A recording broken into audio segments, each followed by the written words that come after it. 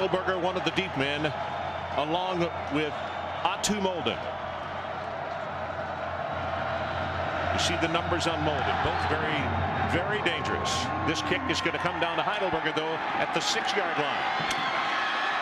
Opening in the middle, closes up quickly. Good coverage on the special teams, and they'll scrimmage from just across the 20-yard line. Let's go to the sideline, and our third man, as usual, the big guy. Adrian Karsten, what do you got for us? Ron, thank you. When the Furman offense takes the field here shortly, Lewis Ivory, the man you just talked about, takes the field at only 85%. That the result of a left knee injury you talked about 3 weeks ago in the first round of the playoffs. He's a tough kid. He said, yeah, no problem. I can play with the pain. It's just that darn brace that I wear down there. It takes away my freedom and some of my agility. Bobby Johnson, his head coach, says, I'm just not going to be able to give the ball to him 30 times as I usually do.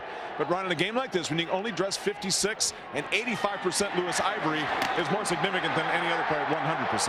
All right, Adrian, we look forward to hearing from you as Johansi Humphrey gets the first carry, and he will take it out to the 25-yard line to get us underway. Gain of a couple of yards.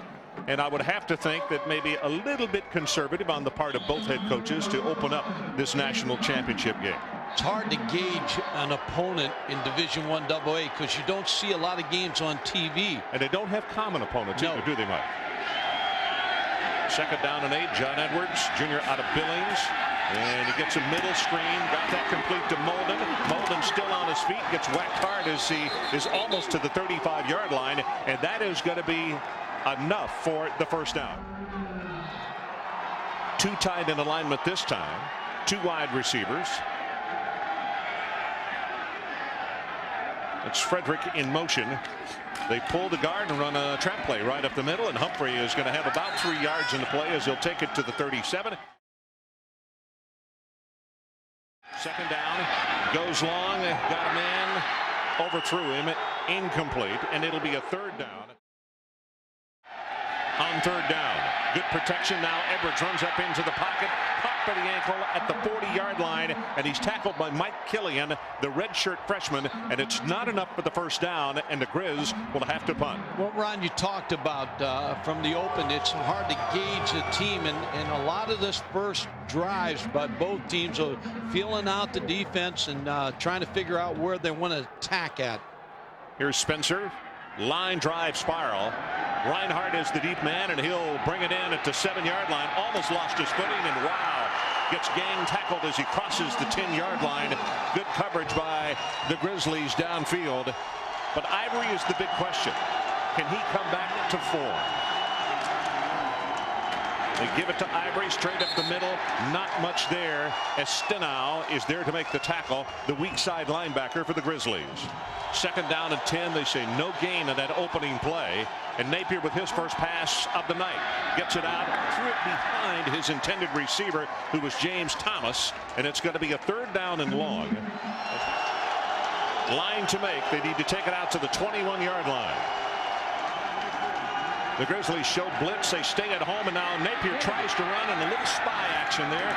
Going to be hit and knocked down. Stenau with spine on the quarterback. The ball came loose, and let's see if the officials say nope, he was down. Yeah, Ron, Trey Young is lined up on Sansbury, and Billy Napier is trying to go to good tight end, but Trey Young, a pretty good athlete, able to run step for step. Mike, we'll talk more about it as the game goes on, but one of the things that the coaching staff said on the offensive side of the ball, they have to play ahead of the chains. They can't play behind. Because as you said in the open, they'd rather run the football than throw it. They are a running football team, and whoever gets this lead is going to set the tempo of this game. Good kick. Nope, I beg your pardon. Off the side of his foot. I thought it was better than it turned out, but then he gets a good roll, and it's going to go dead inside the 45-yard line. He winds up with 43 yards. Tonight, dry, very crisp and clear. No chance of having weather. Edwards with the quick out pass has that one complete to Molden. Second catch of the night by Molden. And the offensive coaches made the point that they want to make sure that this man gets the football a lot tonight, because he not only is their go-to guy, but he can get it done once he makes the reception. Ron, 92 catches for Molden this year, 1,340 yards, 16 touchdowns. So he's going to be a target all night. And you can bet that the Paladins defensively will know exactly where he is on each play. as you look into the face of Bowden. Right at the middle running play. Quick opener. Johansi takes the ball for the first down out inside the 45 to the 44. Josh Cooper on the tackle, but it's a gain of 8. And Humphrey brings the crowd to their feet on this side of the field. Yeah, talking to Bruce Fowler, the defensive coordinator for Furman, he said Yo Humphrey is the key to them stopping this offense, and he got a nice run there. Good block up front. Derek Decker, the sophomore out of Ballantyne, Montana, and John Skinner, also a sophomore. He's out of Dillon, Montana. So Humphrey now with 3 carries, total of 13 yards. Molden in motion. Edwards, good protection, steps up into the pocket, gonna run, and gets all he can, which is about 3 yards. Had to dodge the umpire and a defensive player, but he has a positive gain. He had to dodge 12 men on the field with the umpire, but good zone coverage by Furman right there. There really wasn't any place for him to throw. He's trying to get the ball to Atun Moden. Fitzgerald comes out. Tate Hancock, number 30, a redshirt freshman, comes in at wide receiver. It's going to be a good matchup all day with Moden out here. It's Richie Jackson, number 8 for Furman. Quick pass, almost intercepted, and I mean Edwards, they baited him there. Jackson cut in front. Ron, they knew exactly that he was going to throw that quick hitch to Moden. Richie Jackson has this interception. Here he breaks. Good break. Talked about the matchup all day. Now they're going to try to go deep on Jackson a little bit later in this football game, but that was 6 points right there for Furman. Edwards, the coaches say, comes out a little bit tight to start the ball games from time to time. He tried to throw comfortable passes, but man coverage and almost in a bump situation. Dangerous throw. Blitz up the middle, picked up nicely. Edwards going to run it, and he will be tackled as he goes inside the 40. Bowden lucky he did not get a penalty for piling on after the quarterback was on the ground. Exactly what you said. I talked to Joe Glenn before the game on the field, and he said we need to get John Edwards off early, and when he plays with confidence, then we are a very good offensive football team. And they got a Brandon Neal, a transfer from Wyoming, who's played a little bit as the backup quarterback. So I wouldn't be surprised we see both quarterbacks. Spencer, second punt of the night in the left. Sends this one high into the lights, and it is going to be downed by Montana inside the 5-yard line. First drive started at the 11, now at the 4-yard line. So the Paladins with their hands kind of tied a little bit to open things up offensively with these kind of field positions. Ivory to the right side, goes for short yardage, and it's going to be Coulter who will come up. In fact, let's go to the sideline. Adrian, what is the situation on Lewis Ivory? Keeping a very close eye on him. He took ice no more than 5 minutes prior to kickoff round. He does not respond well to any heat in the whirlpool. Contrast that type of rehabilitation.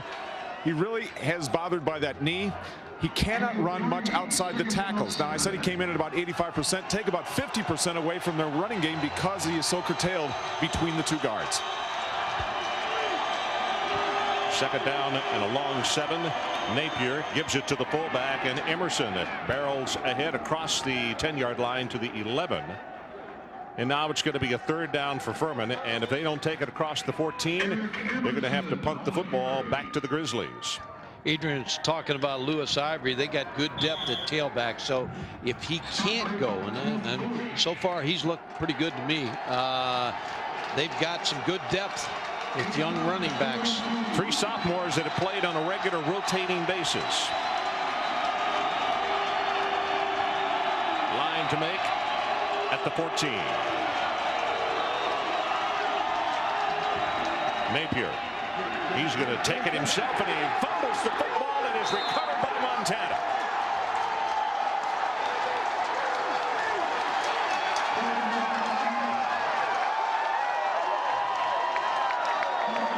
And the man who recovered it is Huntsberger, who is twice the league's most valuable defensive player. Yeah, Vince Huntsberger is a very good defensive back. Billy Napier just looks like he loses the football. DeCoit, Dave DeCoit is the man who knocked it away from him right here, Mike. Great field position for Montana to take advantage of. Last week, Georgia Southern put the ball on the ground, and the Paladins took advantage of it. We'll see if Montana can take advantage of this turnover. Throws for the end zone, had a man, trapped it, incomplete. And that's Bolden. And that ball got tipped. Will Boughton, the linebacker, number 20, the marquee defensive player for Furman, got his hands on that football. Number 20, the linebacker, just gets his right hand on it, saved a touchdown. Well, I'm not sure about this. No, it hit the ground. Molden was trying to play shortstop. Mike, we were talking about Huntsberger made to recover twice the year. Defensive player of the Big Sky. And Bolden this past year, defensive player of the year. Southern Conference. Edwards going to run it, and he gets pelted by the gentleman we're just talking about. Boughton there to make the tackle. Now it's going to be a third down, and they lost 3 yards as Ryan Spencer was coming with some pretty good pressure. Yeah, Ron, you're talking about Boughton. He's the player of the year for the 2nd straight season in the Southern Conference. Team leading tackler with 129, 21 for losses. This is a big play again. 2nd big play he's made on this drive. He's 6'2", 232 pounds. Pretty good size. Third down. They can pick up a first by taking it to the 2-yard line of Furman. But the stingy defense of the Paladins has made it a very difficult task. Blitz is on. Pass is underthrown. And boy, Mike, you're right about Edwards now. He is very tight. They're going to have to try for the field goal, but he had that receiver open and well underthrew it. Ron, he's tired of a guitar string right now, and they got to loosen him up because your confidence as a quarterback, you know, he goes right down to a knee, stays by himself right there. Coaches will get in his head a little bit and tell him to settle down because they had great field position. Yeah. Snyder to attempt the field goal. It's going to be 32 yards, 3 of 5 from this range. Plenty of distance, and he yanked it to the left. Pulled it, no good. Napier, play action, and he's going to go downfield, and there's the tight end, Stansbury. Trent Stansbury, an outstanding tight end who was to have played in the blue-gray game, but because of this championship being pushed back a week because of September the 11th, unable to go and play in that one. That's good for 18 yards. But the NFL scouts think a great deal of this fella. Yeah, number 41, number 89 has 41 catches, Stansbury. And really, they're playing a nickel on him. Trey Young, the safety, but he was dropping in zone coverage. Here comes Ivory. They pitch it to him, cuts it back into the middle at the 40-yard line. Going to be a gain of a couple. Looked like more was coming. Here is the play that Lewis Ivory was injured on back in the opening round, and this is against Western Kentucky. It's an 11-yard gain, but look at this direct hit to his left knee. Bang, right there, and you'll see the youngster will stay down. He'll try to get up, and he simply can't. He goes back down. The winner of last year's Walter Payton Award, 5,353 yards on his career. Napier turns the corner. Is going to be tripped up by DeCoit as he will come across the 45-yard line, and they're going to spot him down at the 47. Now they are doing a better job of playing in front of the chains than they were with the poor field position. And they really are. And you go back to Montana had great field position after the fumble by Billy Napier. And they held, their defense came on the field. Furman held Montana. Now their offense seems to be untracked a little bit, running the option to pass to Stansbury, the tight end. So they're getting some more, they're getting a little bit more loose on offense. 2 tight ends with that huge experienced offensive line. Either Emerson or Ivory will likely get this one, and they give it to the fullback, and I'll tell you, Emerson doesn't have it. He does not have it.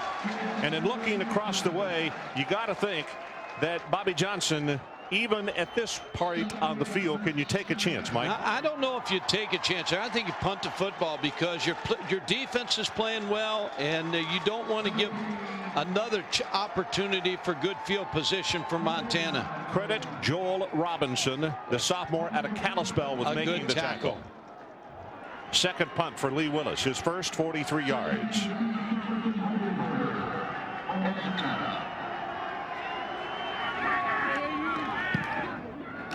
This is much better than his first kick. Driving spiral to the 10-yard line. Heidelberger Gets across the 15 and is going to be stopped shy of the 20. And now it'll be the Grizzlies who will take over with not so favorable field position. 43 on the kick and 8 on the return.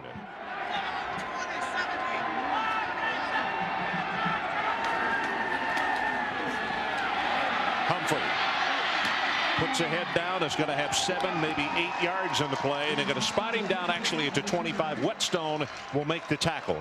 Ron, when you spread out with 4 wide receivers and you spread the defense out, when they take one on offense and put them outside, you take one on defense. When they take 2, you take 2. And that becomes a good running formation for Yo Humphrey. Second tight down. ends now. Yep, they got Frederick and Fitzgerald into the lineup. And they give it to the tailback again. Huge opening. Bounces it to the outside at the 40 and will be pulled out of bounds at the 43-yard line by Jackson. It's a gain of 17. The offensive line of Montana, 5 Montana young men that have played together a long time, open a good hole for Yo Humphrey. When you go into those 2 tight end offenses too, Molden's going to be a nice target on that set. Molden trying to block for his running back there. 5 carries, 38 yards, an average of almost 8 per try. And they'll give it to him again. This time short yardage, runs into the arms of Sperling. Also coming up to help out is Boughton. Let's see if they come back with 2 tight ends now and throw the football to Molden.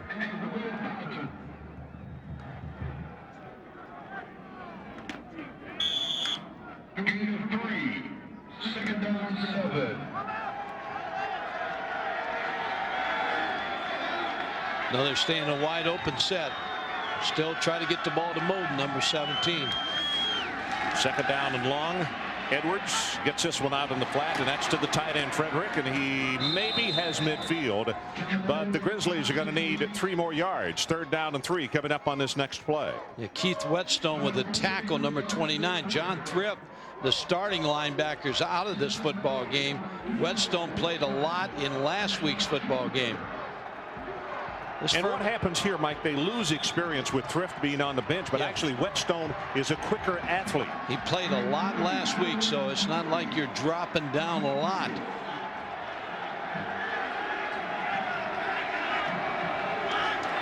Full wide receiver set.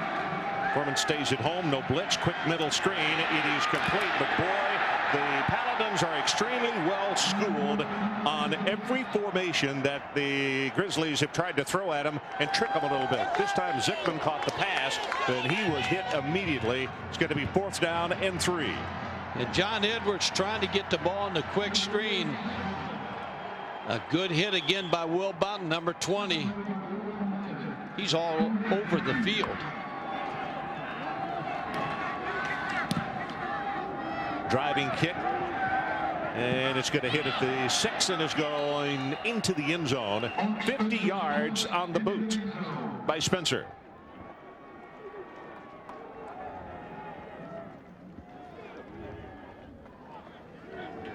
Now, in case you don't know much about these 2 universities,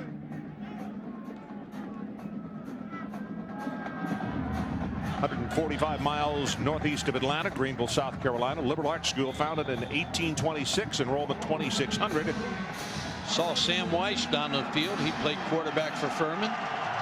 You know, something else we'll tell you about the boys from Missoula here in just a moment as Furman takes over at the 20-yard line.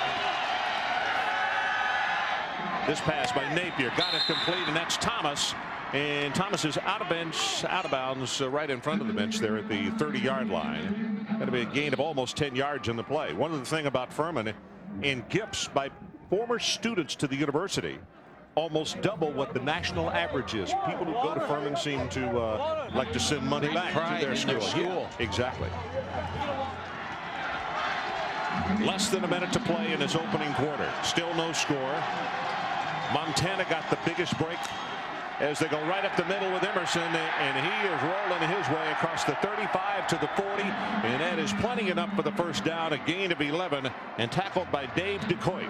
Furman trying to set up the fullback Eric Emerson, a little trap up inside, And again, they're running the ball successfully on Montana. It's a game of field position. First quarter.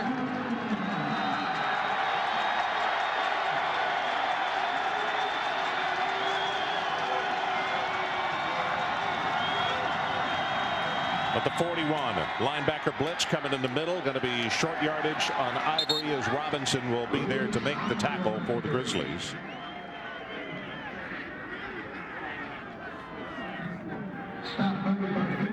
So 8 seconds down to 7. That's going to be the last play of the opening quarter.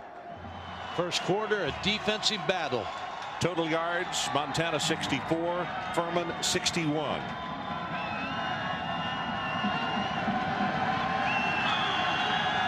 Montana had the big opportunity with a recovered fumble inside the 20 and came away with nothing.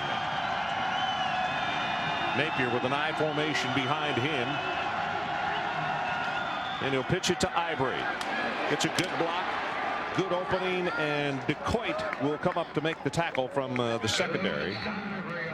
And let's take a look at the game track. And this will tell you what happened in that first quarter. Jackson of Furman, boy, he drops a sure touchdown on that attempted interception. Then Montana, they get this fumble. DeCoit knocks it loose. It is recovered. They have the ball inside the 20, but Spencer misses a 32-yard field goal, pulled it to the left, and that's how we stand. No score.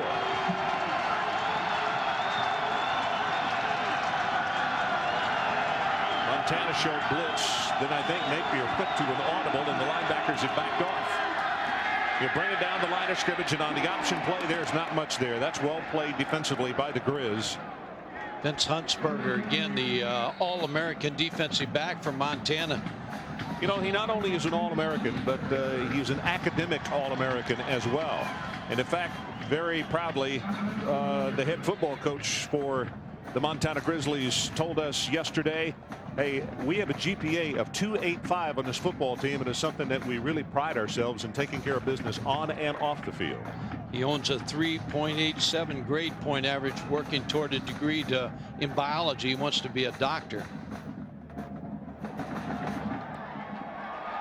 Well, they stretch it out, and you can see how close we are.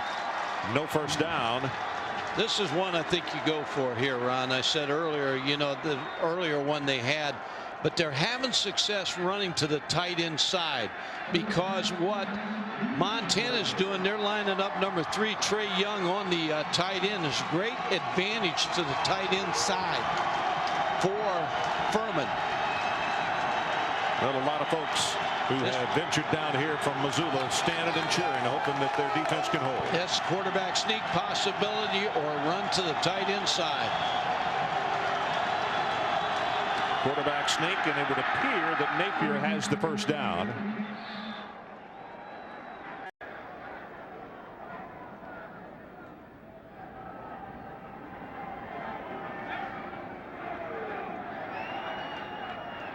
First down for Furman. And let's check on the sideline. Adrian Karsten, what do you got? Lewis Ivory's left knee injury now beginning to affect the rest of the team, Ron. Billy Napier, according to Bobby Johnson, is afraid to pitch the ball on that option because he knows about that left knee of Lewis Ivory. Therefore, Napier keeps the ball. They're getting less yardage when he tries to turn upfield because he's carrying the ball as opposed to Lewis. Okay, interesting observation. From the 49-yard line, it's a first down for the Paladins. Tried to boot it, stayed at home looking for his tight end Sansbury, and he overthrew it. That is a very nice job defensively by Huntsberger, who did not go for the fake and went after the quarterback. You know, our conversation the other day with the Montana coaches, they talked about Trent Sansbury, and you see Steinald, the linebacker, number 41, stand right on him. But he is such a key figure in this offense for Furman. They try to get him the ball a lot of different ways. Like I said, it was Huntsberger, actually 37, a pitcher who stayed at home and forced the pass to be thrown quicker than Napier wanted to get rid of it. Second down and 10. Here comes the blitz. You can see the pressure, gets it away quickly, intercepted. No, it's dropped by Huntsberger. I mean, he had it, and that thing then rolled back up over the top of his shoulder. He was dreaming of 6 points. Yeah, 135 tackles this year, forced 5 fumbles. But he went through a lot of what a lot of college football players go through. Right in his hands right here, just trying to run before he brings the ball in. But Ron, his first 2 weeks on campus, he said he looked around, he wasn't sure he was good enough to stay, and he's had a lot of questions about his ability, and he stayed there, and he's a two-time All-American. Visited with him in the elevator yesterday. Not a real big youngster.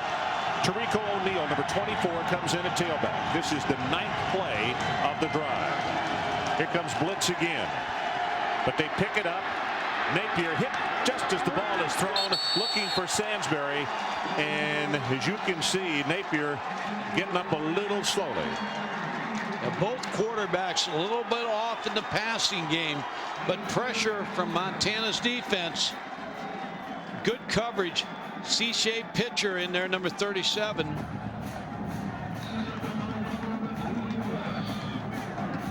So for the 3rd time tonight, Lee Willis will come on and kick it away. He's a senior out of Monticello, Georgia.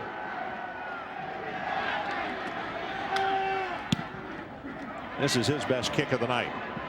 It's going to hit at the 5, and did they down it? Yes, inside the 5-yard line. Welcome back to Chattanooga, Tennessee. We are with the best player in Division I AA this year, the Walter Payton Award winner for 2001, Brian Westbrook from Villanova. 1998, 1,000 yards running, 1,000 yards rushing, the first player in the history of this game at this level to do so. Congratulations. How does this feel? Thank you very much. It feels great. You know, a lot of hard work went into it, a lot of hard work by myself as well as my teammates and coaches, and it feels great. You know, we worked hard for it, and we deserved it, and we got it. Brian, from a player's standpoint at the 1AA level, what does this game tell us about a playoff versus a computer keypad? Well, you know, everybody thought that Georgia Southern was going to be here, and, you know, last week they lost to Furman, and, you know, this week, you know, the 2 best teams in the country as far as the playoffs go are here, Montana and Furman, and, you know, it's a lot better. You know, and everybody knows who the 2 best teams in the country are because of their wins and losses, not because of the computer. Filling the shoes of Walter Payton. Yeah. What a responsibility. What an honor. Right. It's definitely an honor. He was the best running back to ever play the game, and, you know, it's definitely an honor to even be named for his award. Brian is done playing on Saturdays, Ron. Sundays are next. Right. Okay, he is an outstanding looking young man, as you can see in those highlights right there. And our congratulations to him. 29 touchdowns this year, led in 1AA. Well, Johansi Humphrey going to be, wow, he gets tagged, and guess who? Bowden is right there, number 20, the middle linebacker, to send him backwards. And now Montana with a 3rd down, and they got to take it out to the 11.5-yard line if they're going to keep this drive going. Michael, give me a play call. I mean, do you throw the ball here? I'd like for you to ask me when the ball's in the middle of the field, not the 8-yard line. I would try to find Bolton something safe, Ron, because your quarterback, John Edwards, isn't throwing the ball very well. So you don't want to take a lot of chances down here. Well, you can see by those numbers, neither team has converted a 3rd down situation. Only a 4th down. Edwards is going to run, and I'll tell you, he's going to have the 1st down. And how big is that? Josh Cooper comes over to make the tackle. Well, Joe Glenn's thinking the same thing we're talking about up here. He knows his quarterback's struggling a little bit throwing the ball right now, and he just wants to build his confidence in the quarterback draw. Tell me if you think I'm right on this. Also, it's like the rest of the offense is playing a little bit tight because Edwards is not off the snide. They are. I mean, and Joe Glenn said it. We're going to go where John Edwards takes us. And John Edwards just needs to loosen up. But that was a good play for him on the quarterback draw. You can see 4 of 8, 17 yards for him on the night. Short drop. And there's men that Mike was talking about. Molden. He'll take it to the 21. Adrian Karsten, let's go back to you. Joe Glenn to John Edwards. You need to make your decisions more quickly, especially your primary receivers. We're not getting enough out of you. You're getting a lot of support from your backfield, a lot of support from your offensive line. I just need you to make decisions more quickly. He is the type of guy, when he sees Brandon Neal on the sidelines warming up, he becomes to feel a little bit guilty, Joe Glenn told me yesterday. So the best motivation is to see Neal warming up for John Edwards. Well, the young man only has 1 loss as a starter, John Edwards. And he has had some ribs that are bruised that never have gotten completely well. As Humphrey gets the ball, and he's going to be stopped at the line of scrimmage, maybe a gain of 1. And Ron, in fairness to John Edwards, now Furman's defense is pretty good. They allowed Georgia Southern only 4 first downs in the second half, so it's not all John Edwards. And again, the defense of Furman has just come up big. The Grizzly fans are a little bit spoiled sometimes when it comes to their production, because 2 rounds ago against Sam Houston State, the first 5 times they touched the football, they scored touchdowns. That is rare indeed, particularly when you get into the second round of the playoffs. 3rd down and 2. Looked at Molden, now gets it complete to him, and he will take it across the 30, and they'll move the chains again. Rodney Johnson making the tackle. Atu Molden said last year he stood on the field and watched Georgia Southern celebrate. And he said he just tried to understand what it felt like. And from that day forward, he knew his team would be back here with a chance to win it. So, you know, that's the feeling of watching someone win a championship. The Yankees watching Arizona Diamondbacks this year. Well, here's that formation you like, Mike. The 2 tights with the 2 wide receivers, and every time they run the ball, the point that you made, they have blocked it well. Johnson and Smith coming over to make the tackle on Humphrey. What 2 tights does, Ron, to a defense, it balances up so you get a helmet on everybody, and a good block by the fullback, number 44. Fitzgerald, yeah. Fitzgerald. And what that does, when you run 2 tight ends, you run the ball successfully like you're doing here, you're going to set up your play action passing game. They like Molden in the short side of the field because he's got one-on-one coverage over here. Humphrey already over 50 yards, 51 yards on 9 attempts. Interesting, in talking with him yesterday, I said, you know, on video, saw a couple of ball games where you really helped your quarterback and did a good job blocking him. He laughed, and he said, when I came out of high school, I carried the ball so much, I did not have any idea how to block. He said, I was horrible. And he said, my position coach really has helped me and worked very hard. And he said, as a result, it has made me become more of a student of what I need to do to be a good blocker. Well, that's what happens a lot of times in high school football. You're dependent on one player so much. But in college, you've got a surrounding cast. Well, they swing the ball out to him, and Humphrey, who can be elusive, gets by the first tackler and then will be tackled by Poole. Brandon Poole defensively. That's his 52nd pass reception this year. So not only does he run the football very well, block on pass protection, but he can catch the football. 3 touchdowns by the air route this year. It's a pretty good drive by Montana. Started back at the, 1.5 yard line. 10th play of the drive, and they are not quite to midfield. The Paladins making them earn every yard. Pumped it on the swing pass. Now Edwards going to run. He's got a little space and will be pushed out of bounds at around the 40-yard line. That's enough for a Montana first down. It's a gain of 11. This was set up for a screen pass. Now, we talked about John Edwards. He's loosening up right now. This play was supposed to be a screen pass. He sees it's not there. It's covered. So he puts the ball down and runs for a big first down. Now, John Edwards, all of a sudden, for whatever reason, the quarterback draw, maybe Joe Glenn called on the 5-yard line. He is in the football game now. You can tell it. Very confident right now looking at him. Well, that was a very good decision he made right there. Here's a draw play. Humphrey breaks it out. 35-30. He's in the open. 25. And they're trying to knock the ball away as Jackson finally will make the stop. And that is the longest run by Johansi Humphrey. 21 yards of this championship ball game. Yeah, go back to the offensive line again. 5 Montana guys. Billy Cockhill, the offensive coordinator, talked about the offensive line. And Boughton really had a shot at him, but the move he made in the backfield, Joel Humphrey slid to the left. That was Soleil, number 73, who also got more than a block. Soleil's a good player. Yep. Of Boughton, and took him out of the play. 12th play of the drive now as they scrimmage first down inside the 20. Malcolm is in at tailback. Edwards delivers this one. Moulton again inside the 15, and they'll step him out of bounds at the 10.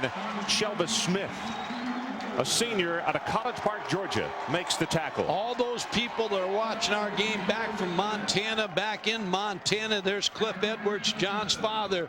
They realize that this team has got here because John Edwards is a good quarterback. And so all of a sudden now he is lighting them up for the Montana offense.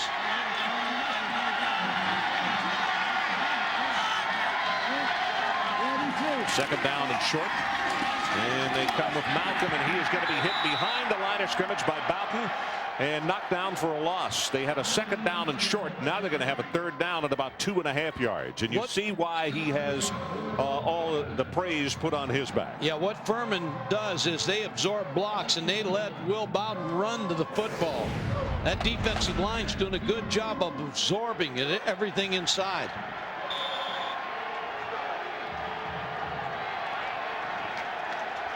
Must have been a cut in. So Humphrey comes back into the lineup. Third down, 1.5 yards. And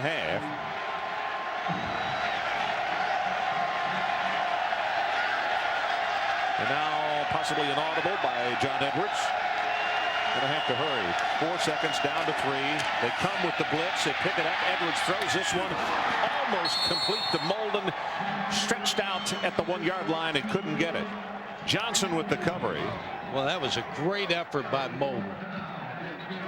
Against Rodney Johnson, you talked about Molden really leaping to try to get his hands on the football. He did touch it, but couldn't bring it in. So Chris Snyder will attempt this field goal. They're going to put it down at the 18 yard line, a 28 yard attempt.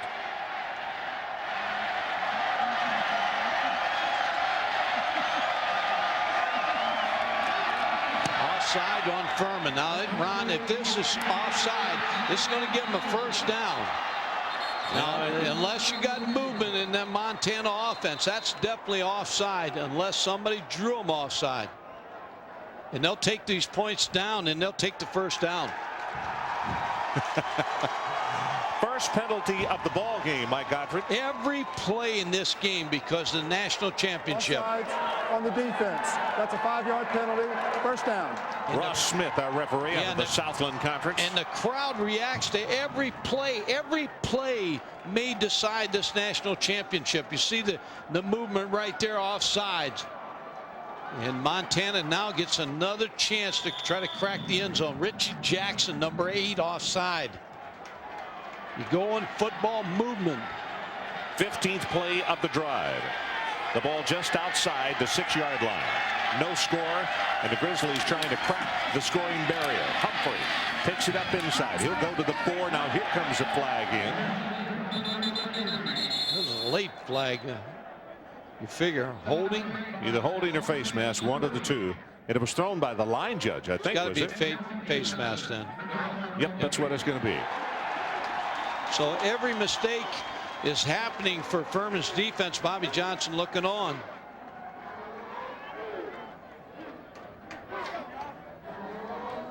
Weston, a sophomore out of Hamilton, Montana, checks into the lineup at tight end.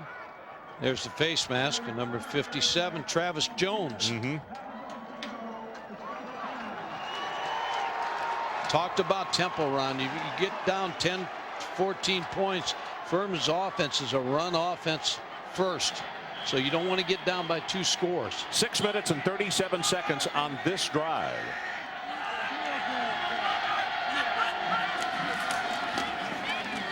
Humphrey, touchdown.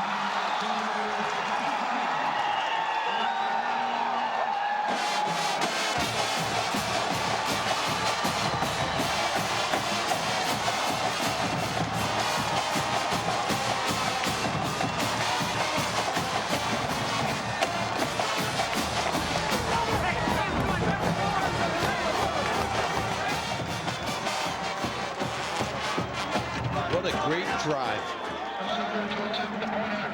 We're going to get it officially, but Mike, that was like what, the 1.5 yard line that the thing started on. John Edwards was key. Well, he knocks this extra point home after missing 2 field goal attempts, and with 6:27 left in the first half, our new score. Number 1 ranked Montana 7 and Furman nothing. Snyder to kick it off.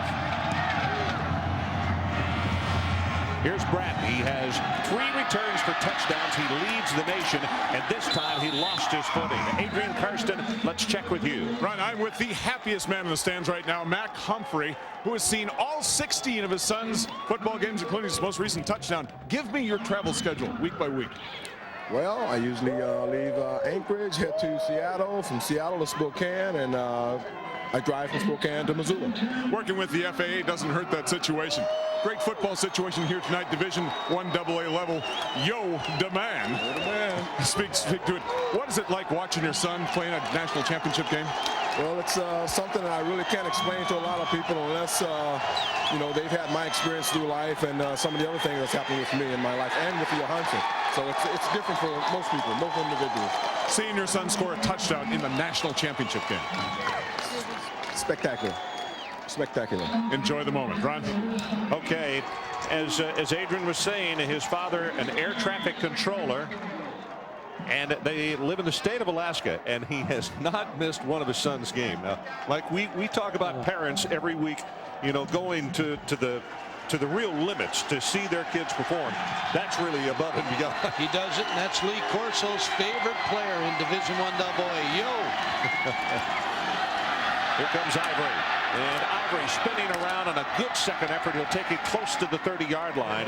He's going to be short, so it's going to be about 2. 3rd down and 2 for the first down. Orzati and DeCoit combining to make the tackle for Montana. Talk about a Lewis Ivory, Ron. He's running well. 19 touchdowns by the run. He has a strained left knee that he got in the Western Kentucky game, but it looks to me like he's running the ball up there solid. Mike, when you look at his career numbers, 5,353 yards, just that not only turns heads, it's almost impossible. There he tries to turn the corner and trying to plant that left knee. Didn't get it. Nope, he's not going to have the first down. You're right. Dave DeCoit. Dave DeCoit, we have called his name a great number of times already in his first half.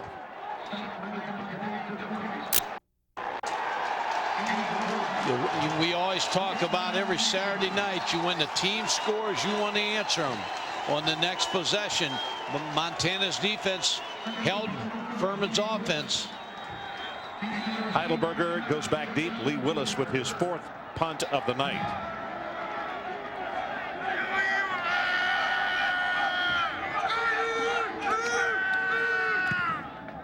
Well, not real good. Got only a small piece of this one. Going to be touchdown at around the 43-yard line. DeCoit on the sideline, and he's very excited. Only a sophomore out of Truckee, and he should be. He has had an outstanding game in this first half. Edwards sets to throw, middle screen, and they've got the tight end Frederick, and he will take it across midfield, and they're going to give him forward progress to that may be enough for the first down at the 47. Yeah, Rodney Johnson made the tackle, but this is a good screen football team. Montana, they screen to everybody. The tight end, the fullback, tailback, all the wide receivers. John Edwards does a good job here of selling the fake. Lineman downfield. That's makes it so difficult on the defense. First down from the 47. Clock runs with 3 minutes and 40 seconds left until intermission.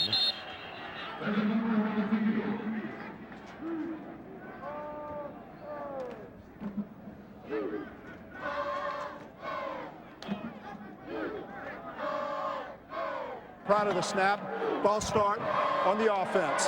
5-yard penalty, repeat first down. Mike, talk a little bit more about what we mentioned off the top of the telecast tonight being very difficult because these two teams are from different parts of the country playing different leagues. You can look at all the tape in the world, but you don't know really how big or strong or how fast a kid is. No, and you don't know the competition. You know, you can watch in Division I football, in Southeast Conference, watch the Big East and the ACC and in the Pac-10, Big Ten on TV, but 1AA, you don't ever see them on TV. So when you get a tape, you don't know how good the competition is. Furman shows blitz, and then they stay at home. Edwards going to go down the field, and what a catch by Molden. He brought it down at the 36-yard line, and that is enough for the first down. Let's check with Pam Ward. Thank you very much. Coming up at halftime, Mark May and Terry Bowden will join me. We'll have an all-access look with Joe Glenn, the head coach of Montana. Also go under the radar, look at some of the great players you might not have heard about, and we will have news and notes. That's all coming up. All righty, Pam. Our situation 7-0 with just over 3 minutes left until halftime. Head coach Joe Glenn pacing on the near sideline, wanting his Grizzlies to get some more points before they go to intermission. Draw play. Humphrey gets by one tackler, cuts it back up into the middle, and it'll be a gain of about 4 yards before Smith makes the tackle on him. You talked about Joe Glenn, Ron. He did a great job in Northern Colorado, and standing with him on the field before the game. He's got everything in the right perspective. Smile on his face. He's enjoying it. He's not suffering as a lot of coaches do. Yeah. Mike, he's one of 12 enjoying himself. Children. One of 12 children, and his brother. That's why he's enjoying himself. His brother is watching tonight. His brother is a piano player in the Hall of Fame, the Rock and Roll Hall of Fame in Nebraska. He said to make sure and tell him hi, because as a flag comes down, and he said he would have been here, but he had a gig to play. And you know, there's a picture in the yearbook of Joe Glenn. Proud of the snap. Ball start on the offense. So 5-yard penalty. two miscues here. Second down. There's a picture in the guide of him sitting at a keyboard, and I asked him on the call the other day. I said, "You look though as you really play the piano." He said, "No, I hammer it." And I talked to some of the players, and they said, "He not only plays, he plays very well." He said, "We have sing-alongs when Coach plays the piano." Yeah, he's got everything in the right perspective. And this guy's a good football coach and a good person. Second down, and it's going to be about 11 for the first. They go to the draw play. Humphrey up into the middle, spins off the tackle, runs into a defender, and now he's going to have the first down, plus the fact he got out of bounds to stop the clock. Billingsley will make the tackle. 13 yards, but how smart was that at the end of the run to get out of bounds? Yo Humphrey's going to spin here. He's going to get hit. There's a spin. You always teach your backs that drill, and he gets out of bounds. Shows you his strength in the lower body, carrying Paul Billingsley out of bounds. Well, he's going to come out of the ball game. Mike, his name is misspelled in the back of his jersey. Have you noticed that? Doesn't matter. I keep the same jersey. But it makes me wonder who. Is that the equipment person's fault? It was supposed to be seamstress. Well, anyway, first down. Edwards, pressure right up the middle, going to have to hurry, and he can't get away from Spencer.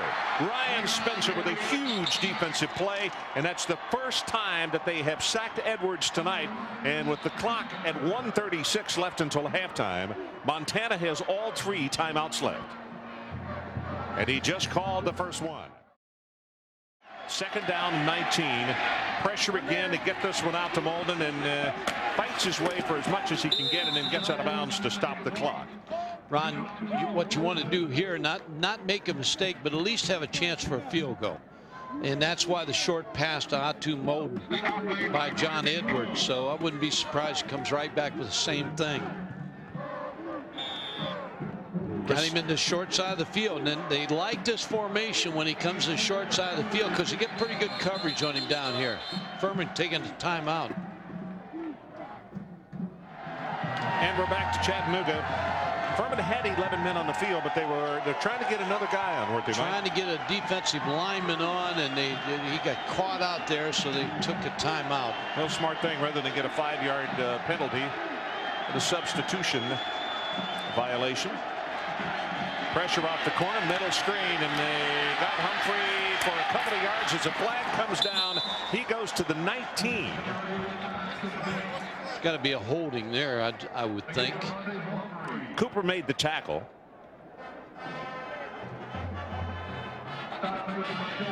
Holding against Montana. So a couple of 5-yard penalties for movement, and now this, and it's the Grizzlies who have come up with some errors to hurt them on this potential scoring drive. And this takes them way back. Good call by Billy Cockhill, the offensive coordinator, trying to hit the screen to Yo Humphrey. There's the hold right here. May have been 2 of them. Third down, and the line to make is the 14.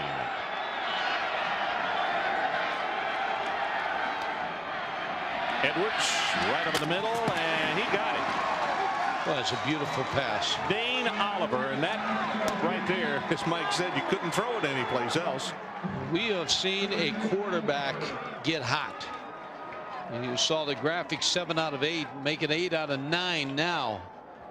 In the second quarter, just a good throw here. Good break by the defensive player. Dane Oliver makes the catch, sets up the field goal attempt. Well, Snyder, his longest is 51 yards, and this attempt is going to be placed down up to 25, so a 35-yard attempt.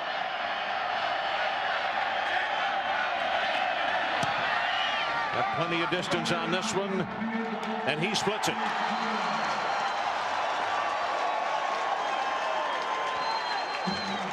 That was a big play by John Edwards, getting that field position set for the field goal attempt, and a good catch by Dane Oliver. And the body language on Edwards it's changed. Completely different. It's really changed. He was tight to early in the ball game, and you were right. He was tight, and but his coach Joe Glenn loosened him up with a call on a draw and a great drive. 98-yard drive, but John Edwards has led this football team to a 10-0 lead. Second quarter, 9 out of 10 for 85 yards. 4 of 8, 17 in the opening quarter. But tomorrow night on ESPN, Sports Center remembers Legends of 2001. It's a tribute to the sports figures who left us this past year. Included in that group, Al McGuire, Dale Earnhardt, Willie Stargell, among others. And also just how the events of September the 11th impacted the sports world. It's tomorrow, 7 o'clock Eastern on ESPN. Ron Adrian talked about all John Edwards needed to see was Brandon Neal warming up. I think I'd get him out in the first play and let him warm up. Now here's the situation with Bratton standing back there. 3 touchdown returns on the year for touchdowns. 2 of those are 100-yard returns. I wouldn't get the ball anywhere close to this young fella. Joe Glenn, and that's exactly what you're going to see. Joe Glenn says his team's won every kicking battle this year.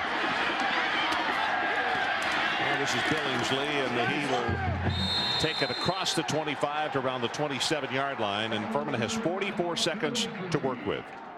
You just run out this clock, or you go downfield? I think I'd take one shot. They got 2 timeouts left, Furman, so they got plenty of time. They got 28-yard line. They're a team that doesn't throw first. They're a team that runs first to set up the pass. You'd see the total yards, 215 to 77. As Edwards on the sideline now talking to Neal. And Tarico O'Neal, a sophomore out of Barnesville, Georgia, number 24, is in at tailback. Pass far sideline, looking for Sansbury, and there's nothing doing it. Mike, the thing that really surprises me is Bear Reinhardt has been shut out in this first half. They have not gotten the football to him one time. Thomas, I believe, has a single catch, but Reinhardt, who was really a big part of this offense, 45 receptions, almost 16 yards per ball game, and 8 touchdowns, and he has not been able to see the football. Ron, everywhere he goes, Calvin Coleman, number 13, goes with him. And Calvin is the best cover guy for the Grizzlies. Here comes the blitz, and they go with the running play, and O'Neal is going to be stopped after a short gain, maybe 5. Orizati, the middle linebacker, is there to make the stop. 30 seconds and now 29. I think now Furman's just going to kill the clock here. They didn't get anything on first down, and that was the big down that you need to get something going. But going back to where you said Bear Reinhardt, Calvin Coleman has shut him down in the first half. 8 seconds, down to 7. And we are at halftime of this 1AA championship ball game from Chattanooga, Tennessee. Snyder with the kickoff, and they put it on the ground again. Bratton loses control and now picks it up. And Bratton is going to be tackled just before he gets to the 30-yard line. So Mike Gottfried in that first half, 10-0, a shutout pitched by Montana. Did either team show the other something that the guys were not looking for? Yeah, Furman, Billy Napier is seeing a nickel defense, and what he's seeing is Trey Young, number 3, on Sansbury, his tight end. I don't think they expected that. So far, they're 2 of 7 throwing the football, but they do have the run to the tight end side. They need to use that a little bit more. So the first play from scrimmage in the second half for Furman. Ivory takes it right up the middle. Good surge by that offensive front. Stewart, Kruger, and Priori. And Robinson is there to make the tackle. Well, the game track in the first half, in case you missed it, in that first 30 minutes, Ivory of Furman, well, we documented it. 25 yards rushing for him. On the other side of the football, Johansi Humphrey, 95 yards rushing and a touchdown. And Edwards of Montana, 121 yards. And that run right there may be the biggest run of the football game because it got him out of the hole on the first down. Maybe the biggest run of the season for him. Here's the big fullback, Emerson, and he bangs his way out to around the 38. However, they do not have the first down. It's going to be third down. Huntsberger making the tackle for the Grizz. Yeah, Huntsberger keeps making big plays for Montana's defense. Like you, he had to rent a tuxedo early in the month to accept a $18,000 postgraduate scholarship at the Waldorf Astoria, and he had to return that tuxedo right after. To the top of your screen, Bear Reinhardt, number 7. No catches so far. No catches for him tonight. Let's see if they can get him the football. They pitch it back to Ivory, though. Tries to turn the corner, and he is not going to have the first down. Tim Bush is out there to make the tackle. And, Mike, I really have to wonder about the mobility of Ivory and what it has done to the offense of Furman. Yeah, you just wonder. Lewis Ivory, now that was a big-time play by Tim Bush, so he made that tackle. But Bobby Johnson going the distance with Lewis Ivory so far. 5 times they have had to punt tonight. As you look at Willis. Heidelberger, the deep man for Montana. And they've got the return on. And not a good kick. Off the side of his foot. Heidelberger will gather it. He's going to get hit immediately. But being such a short kick, they're going to have good field position at the 35-yard line. And just a few moments ago, Adrian spoke with Bobby Johnson and talked with him about the first 30 minutes played by Furman. When you put pressure on John Edwards, Montana's quarterback, force him to make decisions before he wants to, he has trouble. Bobby, how do you get after him now in the second half? Well, we're going to have to put some pressure on him, but we made a mistake early in the game. We didn't contain him when we did that. Allowed him to get out and make a crucial first down coming out of the end zone down there. All right, Lewis Ivory's status. He didn't make much noise in the first half. What do you do in the second half offensively? I don't think it was Lewis's problem. I think we got to do a better job of blocking, choosing some plays. They're giving us a little different look. We haven't gotten the rhythm down yet, but hopefully we'll get the right plays called. 30 minutes to get the rhythm run. Okay, Adrian, well, that run there by Humphrey, if that is any indication of any even slight adjustments that they have made at halftime, that gain was 11 yards. As you look at this game, 62 yards tonight, and you see what they averaged per game rushing during the season. And Ron, if they can't run, they can't win. It's that simple. Humphrey on a draw play. And this time they wrap him up on the first down play. It's Overdyke who was there to make the tackle. Humphrey, 17 rushes for 105 yards. 1,400+ yard game for him. So gives you a little bit of reason they're successful here at Montana as his father looks on. Yep. You know, this is a good Furman defense, Mike. You talked about it in the first half. They just got to get their offense to get a late wake-up call and get something going because the defense has done their job. That ball dropped once and almost caught a second time on the carom. Ron, you talk about Furman's defense. Now, they held Adrian Peterson to 68 yards on 18 carries, and they went into Georgia Southern where they won 39 straight games at home, beat them 27-0 in playoff games at home. Georgia Southern, Furman beat them. So that's a pretty good Furman football team, just needs to get untracked. Third down and 11. The line to make is the 44 of Furman. Edwards pulled it back, wanted to throw to the sideline. Now he's going to run it and gets one block and goes out of bounds before he reaches the sticks. That's Frierson, who was out there to make the tackle. Ron, looking at John Edwards on that last play, he had Atu Moden open, but he didn't have a first down. He's going to come out here and roll out try to throw the ball. But Moulton was open at about 4 yards, so he figured he'd buy some time. Maybe somebody could get free, and he tried to make it on the run. So a pretty good, wise decision to try to pick up the first down. Spencer with the kick, had to hurry this one. This Furman team is good on the special teams, not only returning for touchdowns, but in blocking kicks, and they came after him that time. So again, Furman having to start with very poor field position. Here's the option. Will he pitch to Ivory? Nope's going to hold on to it. 20 to the 22-yard line. And Napier tackled by Huntsberger. Yeah, Huntsberger does what the safeties have to do against the option. You got to come down the line, and when the quarterback keeps it, you got to work inside out as a safety. Vince Huntsberger, two-time All-American, Big Sky Defensive Player of the Year twice, does a good job in playing center field, makes the tackle on the quarterback.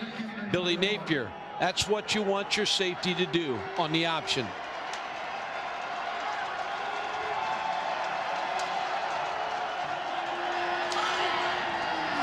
Second down and short. They give it to the fullback Emerson, and Emerson fights his way, easily picking up the first down with a gain of almost 5. Tim Bush, the sophomore out of Kellogg, Idaho, there to make the defensive stop. Yeah, I like the call by Bobby Johnson here. He's not panicking. He didn't get here panicking, and he's not going to panic right now. The one thing you'd expect is Bear Reinhardt. Now, as he goes out here to the left side, number 7, he's being covered by Calvin Coleman. He goes everywhere where Reinhardt goes, Coleman goes. Now let's see if they get it to him. Nope, pass underthrown for Emerson. Reinhardt did have single coverage, but again, Coleman does an awfully good job, and he was there. And yep. Bear's got to be more than a little bit frustrated in this ball game. You're thinking my thoughts, the same thoughts I have as I look at him now. He's kind of shrugging his shoulders. He comes into this game with 45 receptions for 8 touchdowns. He has not touched the ball. The last time he touched the ball was in warmups. So he has not been able to get the ball in his hands. And every time he looks up, number 13 sitting right with him. Yep. And he's a tough kid who will go anywhere to catch the football. And you know that Napier would love dearly to get it out to him. Looking, drills this one, got him complete, just as we talk about him. And Reinhardt will fight his way across midfield and down to the 48. Coleman on the stop, but it's a gain of 25 yards. And that is big. Now he's not. He's like John Edwards now. Now I'm in the ball game now. Throw me the football. I'll get that football. I don't care if Calvin Coleman's the corner or who it is. A good job by Billy Napier because he got hit. Rounded the route off a little bit. Calvin Coleman a little late on the pass, but a nice catch by Bear Reinhardt. Reinhardt adjusted well, protecting the football so that Coleman could not get an arm up and knock it down.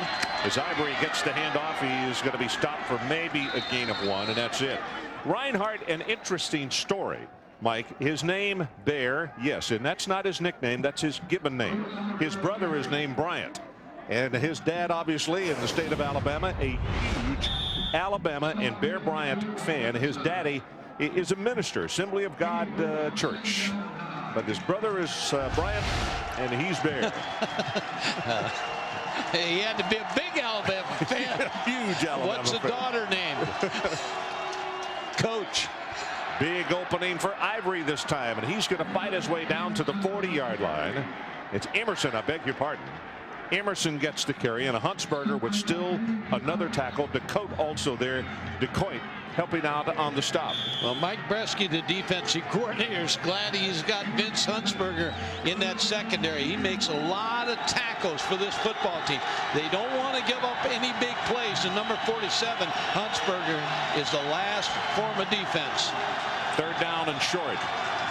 Peoples, the cornerback on the near side, signaling to the Grizzly faithful who have come down here from Montana, make some noise. Here's Ivory, in with a head down. I think he's going to have the first down. Yes, he will. He'll take it to the 36. Good tough run and a huge first down. Huntsberger again with another tackle. Brigham has come in at tailback, number 26, one of the triumvirate, and he runs it hard right up the middle. A good opening, still fighting his way, and they're going to give him forward progress to the 30-yard line. Huntsberger again making a tackle, but you talk about the young running backs. Brigham really came in there, and O'Neal and Rembert are good young backs. Well, look at these numbers on O'Neal, Brigham, and Rembert, and what they have done in the average combined 143 yards. But in the games that they played, 3 touchdowns, 429 yards between the 3 of them. I mean, that's awfully good service. Brigham, I think his motor runs a little stronger than the other 2, but they're all very, very good. 9th play of the drive right here, close to the first down. In fact, from where the line judges come in, I think he's going to have it. Adrian Karsten, let's check with you on the sideline. More bad news for Lewis Ivory. Went down hard on that left knee, that last first down that he picked up, Ron. You know, Coach Bobby Johnson told me we need to block, but it really wasn't Lewis's fault in the first half. Every man here on the sideline saying we need something big out of Lewis. Well, they can't get it if he's on the sidelines. He's got more pain in that left knee. They're trying to tighten up that brace to give him some more support, but it really bothers him. 1st and 10. First real threat of the night by the Paladins. Just under 7 minutes left to play in this 3rd quarter. And this is Brigham. Goes to the left side, being tugged on as he goes at left tackle. He'll have a gain of about 3 yards. And Tim Bush, who's had a good ball game tonight, is there to make that stop. Little adjustment by Furman at halftime is keeping Trent Sansbury in the backfield as an H-back a little bit more as a blocker. On that play, he went the opposite way, but challenging the offensive line to get the running game going. Al Means comes in at fullback, replacing Emerson.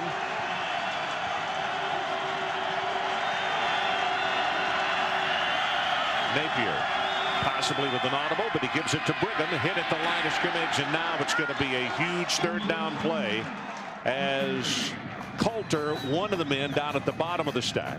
And they're going to play with a 3rd and long as Joel Robinson.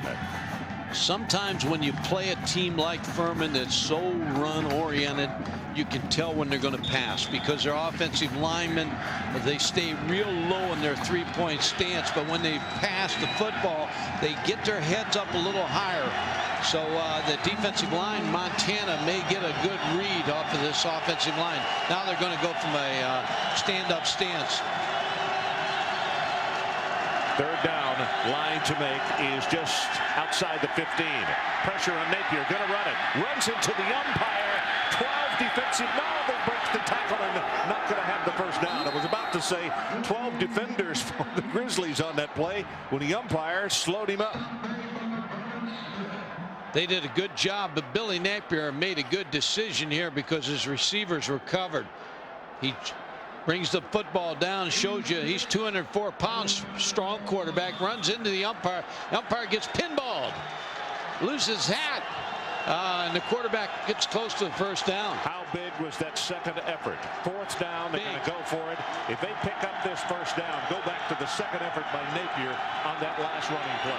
Straight ahead, I don't know by Emerson. I don't think he made it. I don't think it's he did going to be real close, but by the spot, I don't think he got it. Well, from the look on his head coach's face, I think you're exactly right, Mark Godfrey.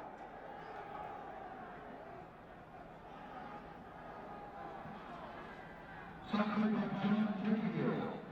going to be real close. I don't think he got it.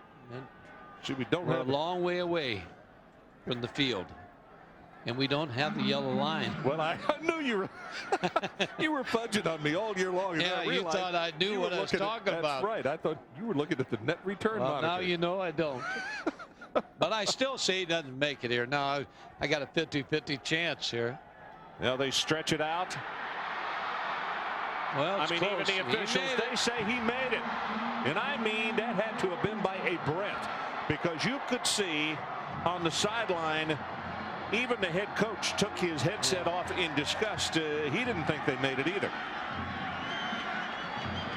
That's the first one I've been wrong on all year without the yellow line. You know, the demeanor of both of these coaches on the sideline, you know that their hearts are pumping away, but both look cool, calm, and collected on the sideline. Ivory back in the ballgame. 14th play of the drive. This drive has lasted almost 7 minutes. They're going to get 5 yards. They moved too quick. Little John.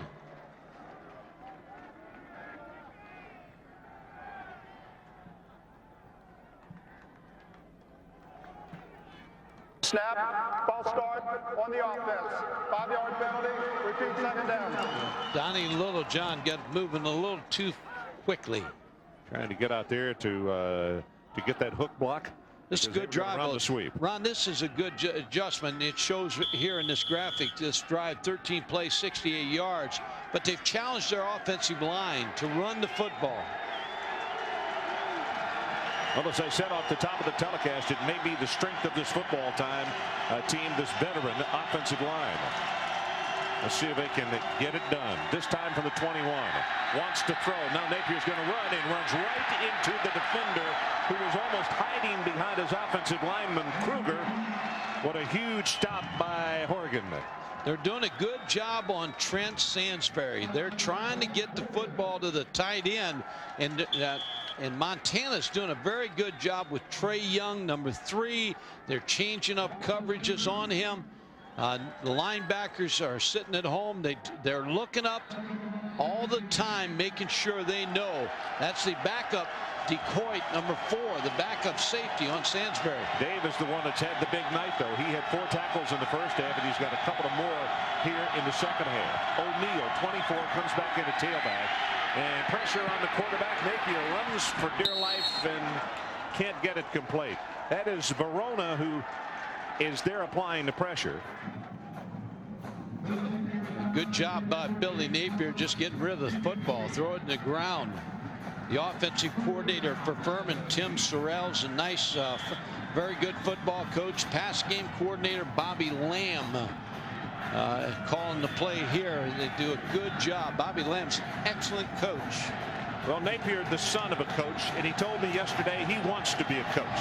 His daddy wouldn't let him play tackle football until he was in the 5th grade. Said he didn't believe that. From the shotgun, here comes the blitz. And the ball is knocked down, and it's DeCoit. Dave DeCoit with possibly the biggest defensive play of the evening for Montana. He almost intercepted it. Yeah, he really did. Ron, when Furman gets behind a change, you said it earlier, they're not a great passing team. They're a great running team, and they need to stay ahead of the chains on first down. 40-yard attempt by Danny Marshall. His longest is 39. See if he can get the oomph into this one. He's got the distance, and he is wide left. No good. John Edwards has the ball just across the 20-yard line. Little play action here, looking down and just throws this one away. Nobody's open, so he does the smart thing. Adrian Karsten, let's check with you. John Edwards is a different quarterback to a great degree because of this offensive line. Ron, we've seen 17 games this year, and this offensive line, to me, the tightest group, all about 6.5 feet tall, anywhere from 250 to 300. Special time with these guys the other night, you said, you know, those guys Division I are just taking vacation right now. It's been a long season. We've played 16 games, 30 games in 2 years, but we get better, stronger as the game gets longer. Great group. Yep. One of the things is very obvious on both sides. Yesterday we watched, does that pass from Olden incomplete? Tremendous team unity and togetherness. And of course, when you make it to a championship game, it helps provide that kind of enthusiasm. But I still contend, like in looking at a bunch of tapes of these two teams, Division I AA has got some awfully good coaches. Oh, they do, and the chemistry is good. But Ron, the good coaches in Division I AA know they got to cut back practice when they get to the 5th week of the season, because if you're going to be a playoff team, you want a team fresh, not tired of practicing. Furman shows blitz, and here they come. Montana picks it up, and this ball is caught by Molden just shy of the 20-yard line. And it's going to be punting time, which means the defense is going to be coming back out. And I'll tell you one young man that has to receive a lot of kudos the way this football game is going is Dave DeCoit. 4 tackles, 2 solo. He forced a fumble and broke up that pass just a moment ago. He has been really huge for their defensive team tonight. The left footer with a good one. Now is going to turn over, and it's going to be touched dead around the 30-yard line. 2 tight ends, 2 wide receivers. And Ivory, nothing up the middle, and they got him corralled. That's Pitcher, and a very nice job staying at home. They had the middle just completely blocked off. And he tried to bounce to the outside and nothing there.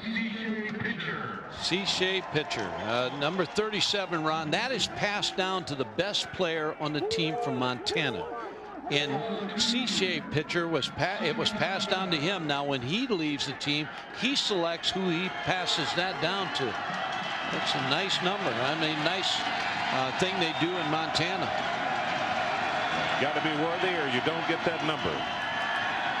Good job of picking up the blitz, and Ryan Napier is going to be out to around the 35-yard line. I thought he was going to break that one and come up close to the first down. It was Coulter who got a hand out and tripped him.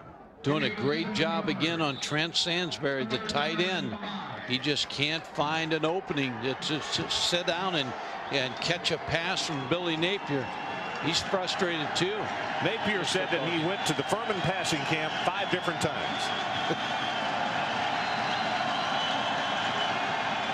They have converted 1 third-down situation tonight. They get this one out and not even close to Bear Reinhardt.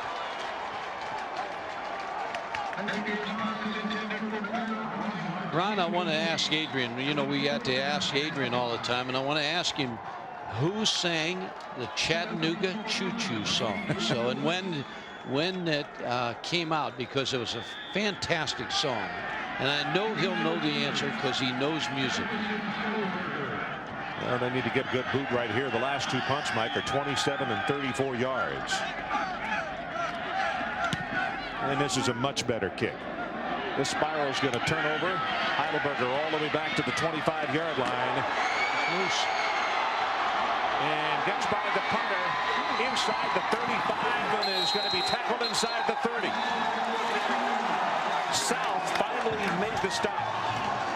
So he gets off his best punt of the night, and it's almost as if it outkicked the coverage. Now, Heidelberger did a nice job and poor tackling on the play. And now Montana's got a chance to get head up on this play. There's a good move by Heidelberger. He makes another good mover on the kicker right here. Willis to miss the tackle. That's a 47-yard return.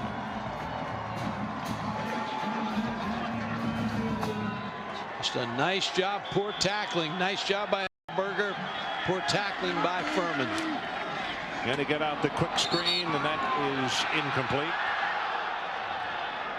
This Furman defense now, Bruce Fowler's defense, hasn't given up much tonight. No, they really haven't. They shut down the first drive on the 20-yard line when they fumbled.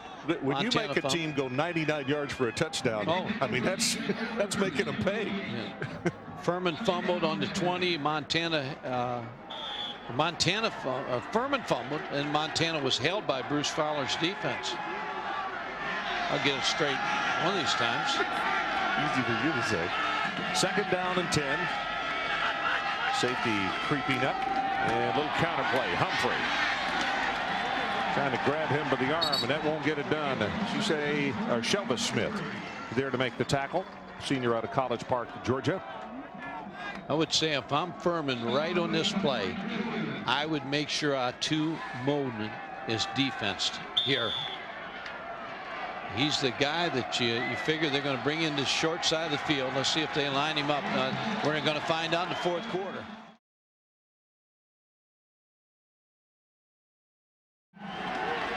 Middle screen, they get it to Molden. And going to be tackled. Here comes a late flag in downfield. Sperling is there defensively.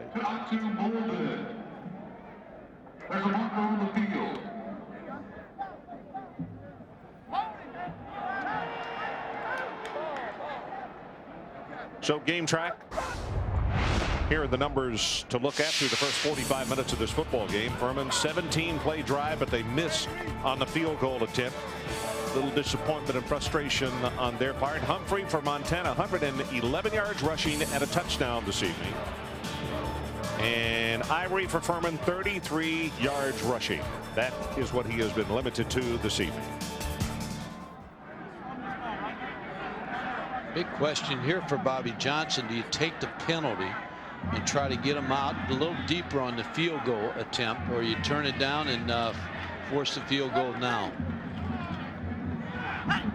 Give him one more play. On the offense, that penalty is declined. It's 4th down. They're going to force the field goal attempt now. So backing it up here, this is going to be about what, a 38-yard attempt by Snyder. He's longest. He is 49. He's 1 of 3 this evening. 38-yard attempt from the far hash mark.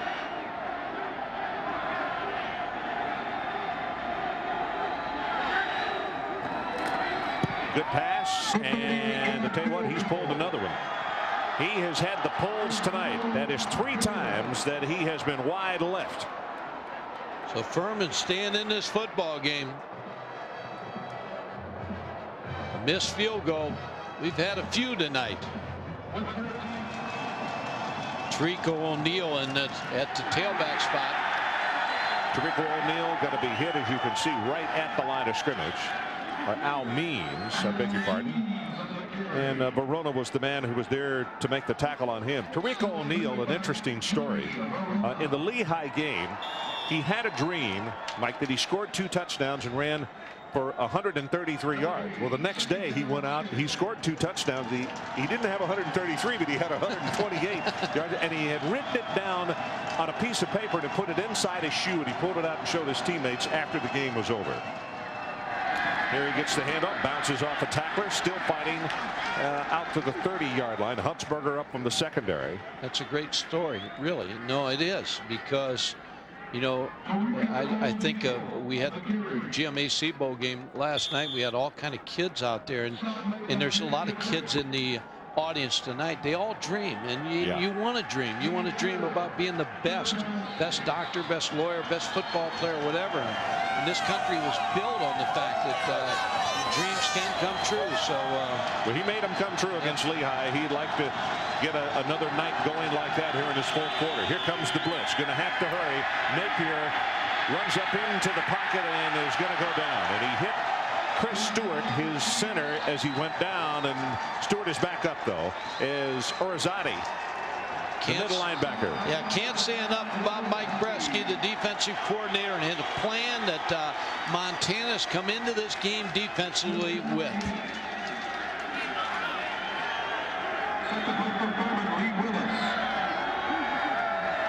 Partisan crowd from Missoula here on the near sideline, giving a standing ovation to that defense as they came off the field. As Willis will get this kick away, wobbly spiral.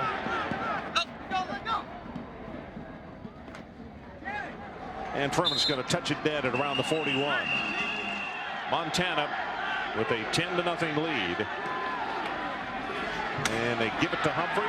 And it's Boughton right there behind him. And I'll tell you what, folks, if you're going to string out a play, you better make sure somebody has blocked number 20, because he's going to find a way to come up and make the tackle. That's his 10th tackle of the night. Will Boughton just runs through right here, Ron, behind the guard, reads the play, shows good speed to catch Joe Humphrey from behind to make that play. He's been all over the field, Will Boughton. Made a big pass deflection that cost Montana a touchdown, 10 tackles. Started 49 games in a row, Mike. They pick up the blitz, they get it out to Molden. And he's going to be hit immediately by Jackson. And Molden doesn't want to go down. Adrian, let's check with you. Well, Ron, Mike from Mobile asks Adrian, and believe me, this is a unique question because I know he does not own a computer. Ask Adrian, who wrote Chattanooga Choo Choo in what year? Glenn Miller, 1941. It was the Modernaires who sang Pardon Me Boy. Is that the Chattanooga Choo Choo? Yeah, track 29. You can give me a shot. All right, Adrian. Well, thank you, Adrian. I'll tell you what, it looks like really good food in the Chattanooga Choo Choo. 3rd down, and 2 of 11 on 3rd down conversions tonight. That shows you how stubborn this Paladin defense has been. Expect a blitz here. No, they didn't come off. They got off of it. Quarterback draw, and he's going to have the 1st down plus about 6 more yards. Jackson had to come from his left corner spot. Humphrey with an outstanding block. If there's a most valuable player in this game, if it ended right now, it would be number 5, John Edwards, because he caught fire about the 2nd quarter and has not let up in this football game. 10 rushes for 37 yards. Key rushes for 1st downs. He also had what I think is the most important run in this ball game. Just what Coach talked about with Adrian at halftime. He picked up a huge first down that led to that 99-yard drive continuing. As Humphrey is going to take it for a gain of about 3. Whetstone will make the tackle. Joe Glenn going for the knockout punch right here, Ron. This is what will knock out Furman if they can knock this ball in and score, because Furman's offense can't get on track throwing the football.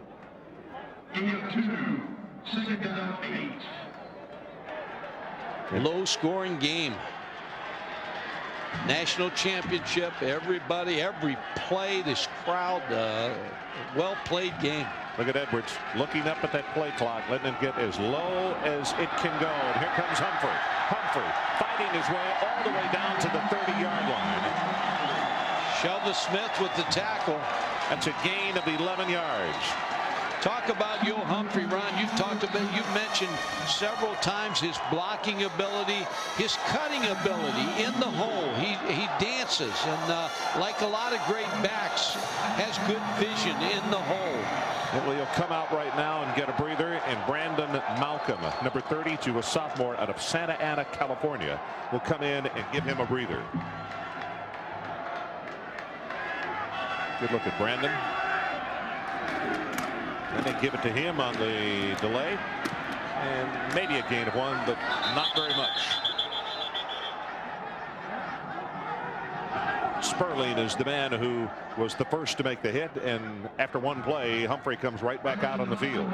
You were talking about John Edwards, Ron, when you looked at him early in the game. You said, you didn't see a confident quarterback. This play right here, after this play, he got going because he picked up a very valuable first down. They had a 98-yard drive on this series, and he has been a different quarterback ever since. That was the play of the game for Montana. Kept it alive, and he did it. And as you say, Mike, it really gave him more confidence. Here comes the blitz. It is picked up momentarily. Pass it downfield. He got it.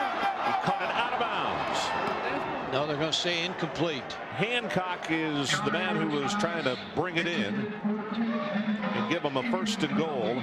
Well thrown football by John Edwards. Shelva Smith in coverage. Just see what happened to Tate Hancock, number 30. Boy, look. I think he caught that football. I think you were right. He caught the football. Well, I wouldn't. He caught the football. 3rd down and 10. They need to take the football down to the 20-yard line to keep this one going. Blitz right up the middle. Boughton is coming there. They get the pass out in the flat. It's complete. But a nice defensive play immediately by 38 Smith. Denies him any more yardage. Shelva Smith with a good catch. Okers is the man who got the reception. Yeah, T.J. Okers against Shelva Smith. They're going to go for this first down run. They've missed a couple field goals. Frederick and some extra blockers. Yep, they got all 3 tight ends. Frederick, Fitzgerald, and Brad Weston checking into the lineup. Think it might be number 21? I would think so. You know what this might be? This might be where they throw the ball out right here to Moulton. Nope, he can lead everybody. Humphrey, and he's going to have the first down. Still fighting inside the 20-yard line, and on the near sideline, the faithful from Missoula can smell a national championship. Ritter makes the tackle, but they're beginning to hop around a lot down below. And Ron, that play is a backbreaker right there, because it becomes mano a mana right there, because they got everybody blocked. You could have played that play in a phone booth, and Yo Humphrey gets the first down. So it's first down, and the ball just inside the 18-yard line.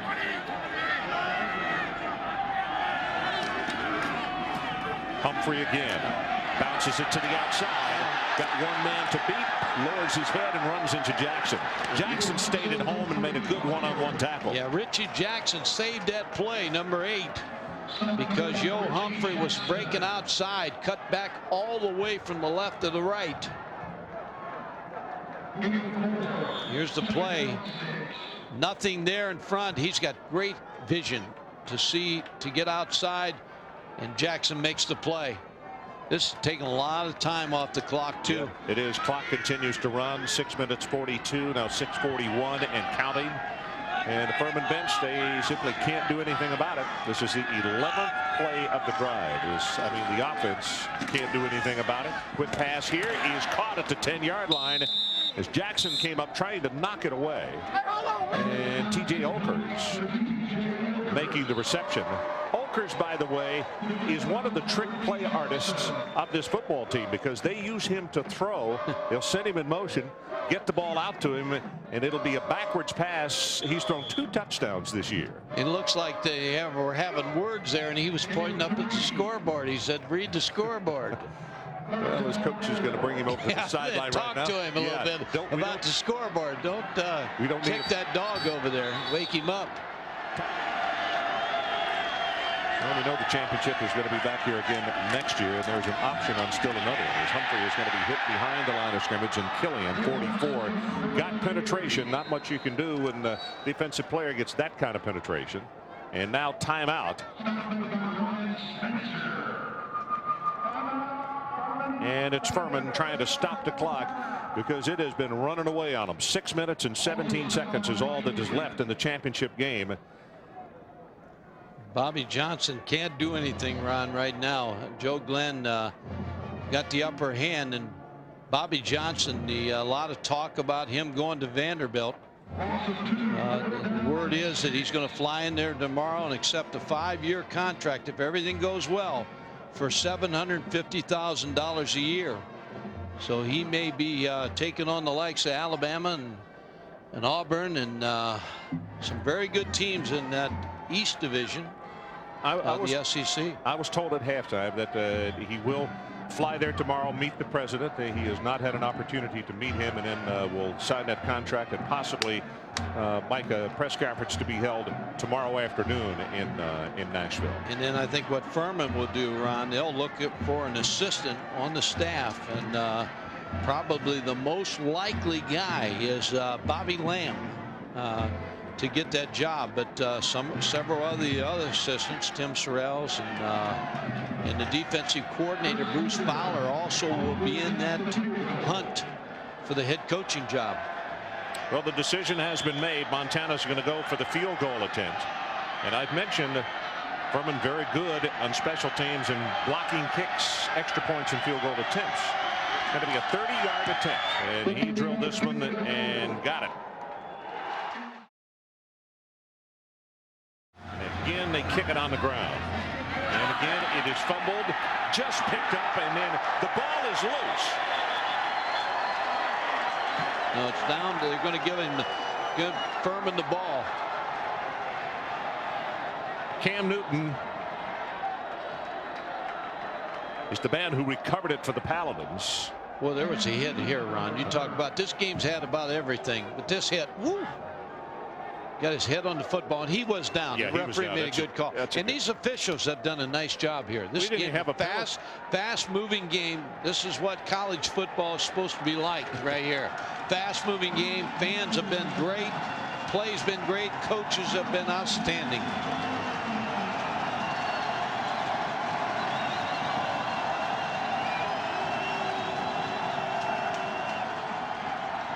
Napier gets the pass away and has it complete to Stansbury. Only his second reception. He caught a pass back in the first half for 18 yards and an important first down. And that's the first one that they've been able to get to him since. Again, credit the defensive scheme, playing the nickel. Yeah, we may have a problem now. The clock has continued to run.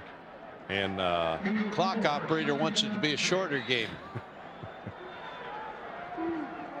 But they've done a nice job, and they pressured the quarterback, Billy Napier, the whole game.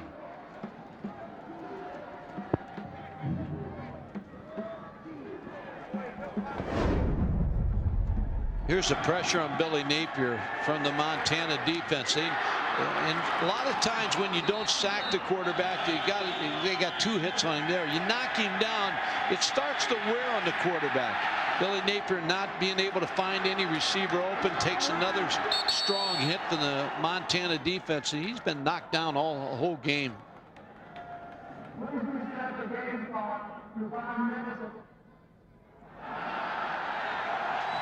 Oh, wait a minute. He said 5 minutes. He meant 5:55. Yeah, 5:55. Yeah. His mic is gone dead, so he's using the hand to get 5:55, and he's. Well, the Montana people don't agree with that. They want to go celebrate. And the Furman people are cheering across the way, saying, "Yeah, hooray for our side." How about these guys now? They've stayed with it. Nobody, kind of chilly here. Nobody's leaving over there. Good fans. This has been a successful year for both these teams, all the playoff teams. Here's Billy Napier's pressure. Hit 9 times, knocked down 3. O'Neal, number 24, is coming to tailback. And his pass well overthrown. Sansbury is the one that he wanted. I can tell you that O'Neal is in the ball game since Ivory is unable to go because of the young sophomore backs. The coaches said that Tarico O'Neal was the best man at picking up the blitz.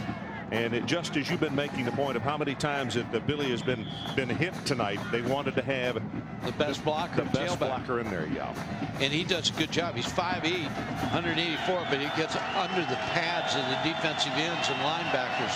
Blocks well and dreams well. He does. Dreams better. They come true. They come with pressure off the corner blitz, and this pass is caught by Reinhardt. And Bear Reinhardt will take it over midfield down to the 45-yard line. 24 yards in a pass completion. Yeah, we don't want to sell the farm here too soon because I think Furman's got capabilities of getting back in this football game. They still have 2 timeouts and a lot of time. 5:43 on the clock. Napier zings this one. It is tipped and intercepted by DeCoit. Dave DeCoit going to be tackled just shy of the 45, and a flag comes in either for a late hit or for a face mask. Mike, he caused a fumble, almost intercepted another, made the big tackle on the 4th down play, and has about 7 tackles. He would be my defensive player of the game, but Ron, Trey Young, number 3, tipped that ball. And that goes back to the scheme I think Montana surprised Furman with. Playing a nickel guy, number 3, Trey Young, on the big tight end. And I think Billy Napier tried to force that ball in there, and it was tipped by Trey Young.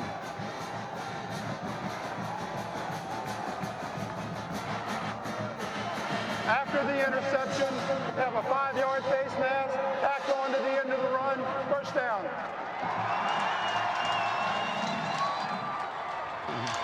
Let's watch number 3, Trey Young. This is the problem that Furman has had.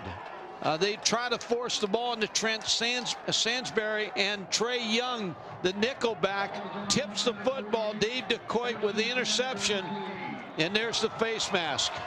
That was Stephen Kane who came over to make the tackle, the right offensive tackle for Furman. So the Grizzlies get it right back, and they give it to Humphrey.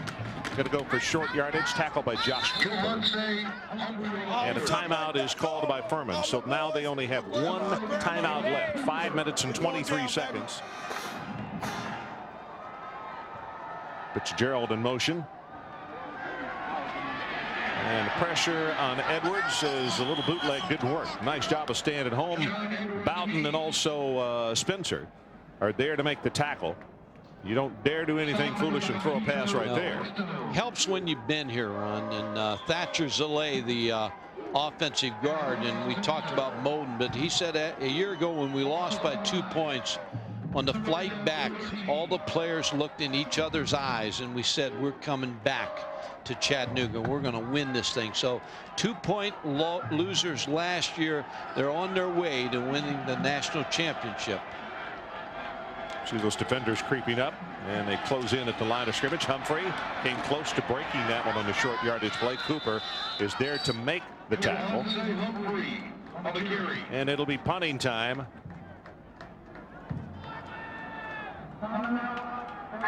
Well, Furman calls a timeout to stop the clock with 4:34 showing on the clock.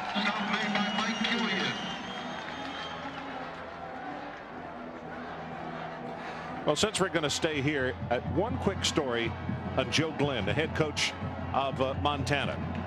This doesn't happen very often in coaching, Mike, but he was on a staff at Montana that got fired.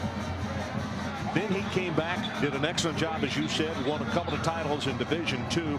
And I asked him on the phone the other day, I said, what would you recommend, or what did you garner from having that situation and still being able to come back to a school? And he said, I've always believed, and my father told me, don't burn bridges.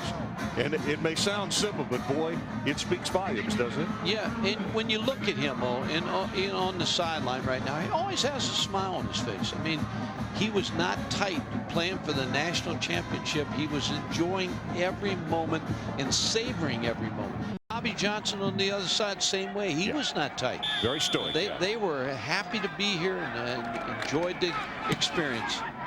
End over end kick. They're trying to get that thing away quickly so that, and that's going to be picked up by Reinhardt.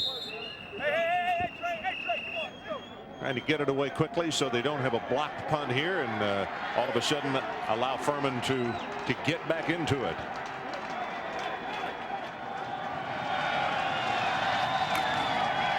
Napier sets deep in the pocket, zings this one, and it is incomplete. Now a flag comes in. I think they're going to get the linebacker. Yes, now for the right hand. Number 41, pretty good coverage. Matched the now, but I think they got him for his right hand on the back. You know what's interesting? When they said to put 4:55 or 5:55 on the clock, that seems like that was 20 minutes ago. The clock has stopped a lot in the closing moments of this ball game. Things have slowed down.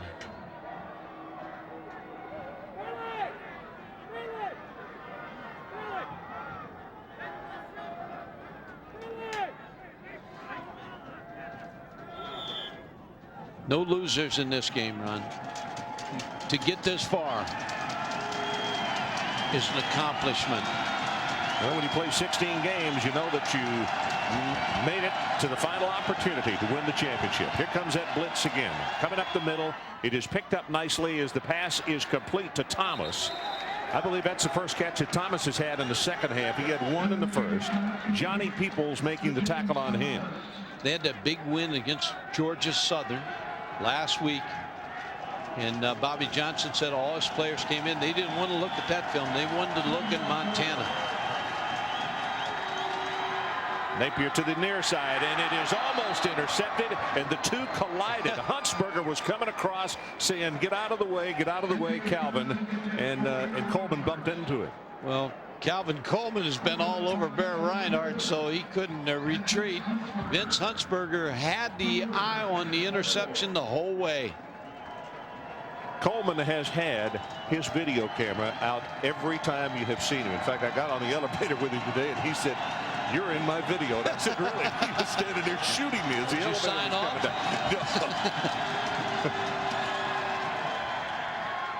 Got this one complete. No, incomplete. Let me say that Thomas unable to hold on. Johnny Peoples is a man who came up and made the hit. Peoples, I mentioned off the top of the telecast, an interesting story. He's 26 years old, spent 4 years in the Marines, and really an outstanding athlete. Ron, Furman's down to the last hope right here. This is the celebration will start if they stop him right here. Fourth down, and they need to take it to the 35-yard line.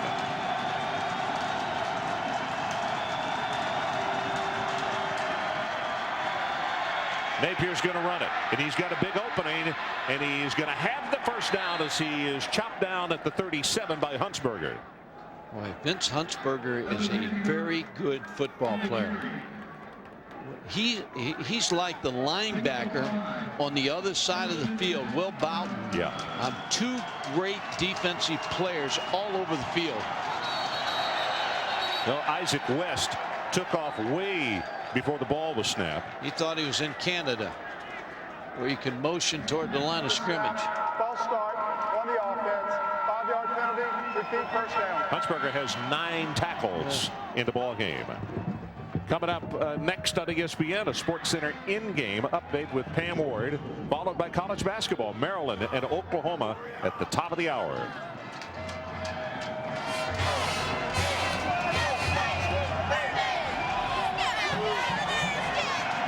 New set of downs. The penalty. 1st and 15. It got it to West, the young man who jumped off sides a moment ago, and that is going to be enough for the 1st down. Johnny Peoples makes the tackle. West, a redshirt freshman. Yeah, you watched practice yesterday, and you said that you liked the Montana football team. They look good to you, big, fast.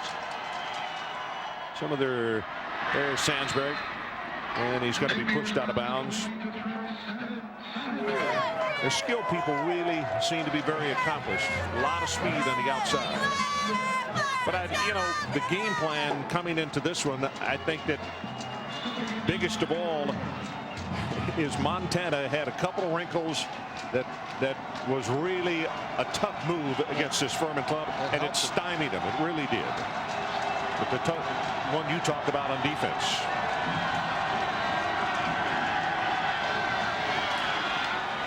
Right up the middle. Ball is incomplete. Sansbury again trying to get the ball to him, and that'll stop the clock with 2:58 left. And it was Stenow, number 41, who was coming right up the middle.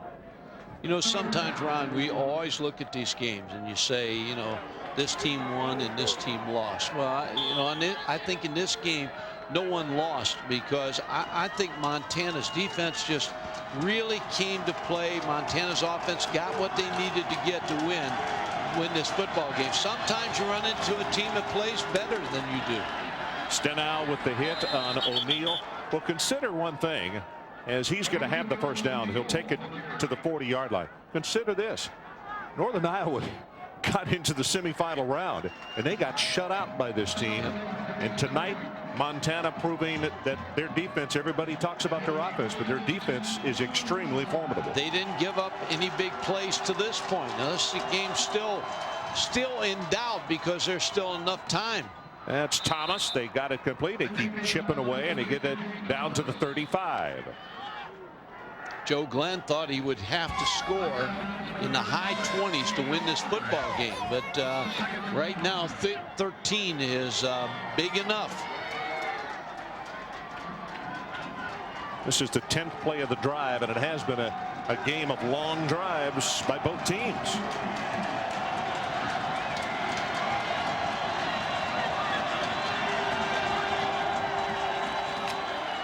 Napier going long. He got tagged as the ball was thrown, and it's overthrown. And that was Robinson, Joel Robinson, number 53, the sophomore out of Kalispell, who really laid the wood to him just as he delivered the football. Well, he did hit him when he's in his throwing motion.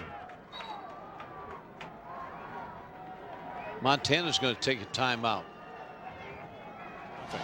Furman looks at 3rd and 5. They need the 30-yard line to keep this drive going.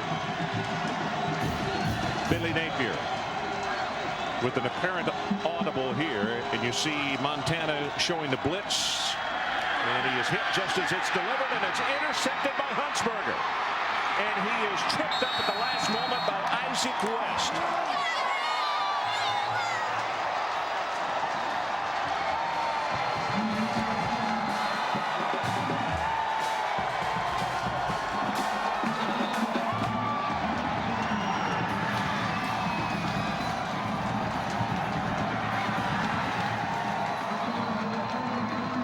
Ron, what a way to finish.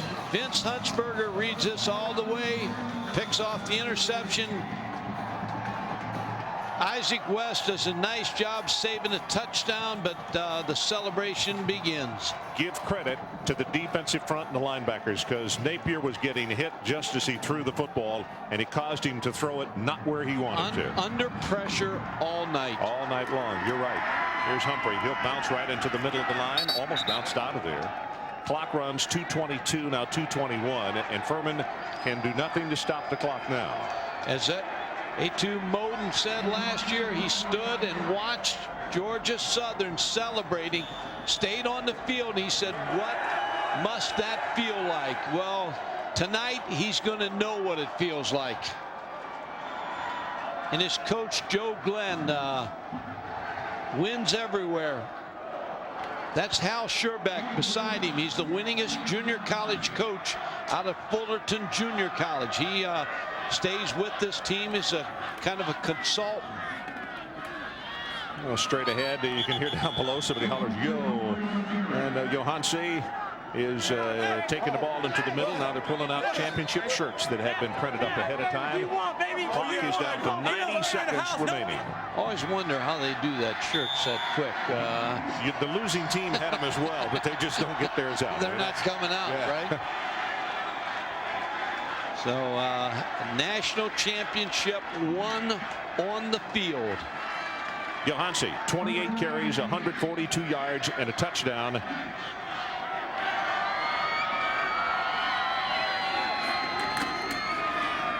Gets the carry again. Thought about bouncing it to the outside, but thinks better of it, and Smith will make the tackle on him.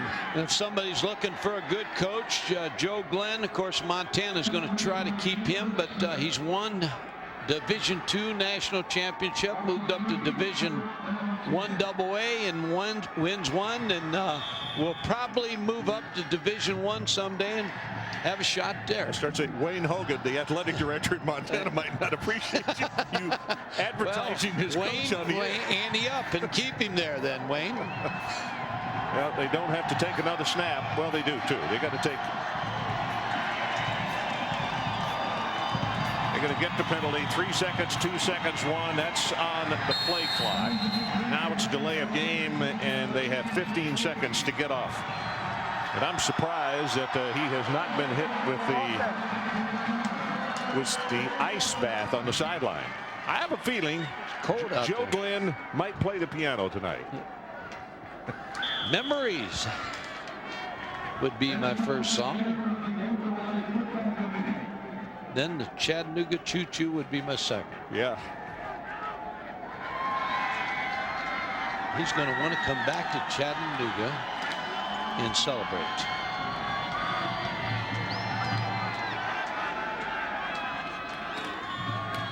Now right up the middle with Humphrey, and that'll do it.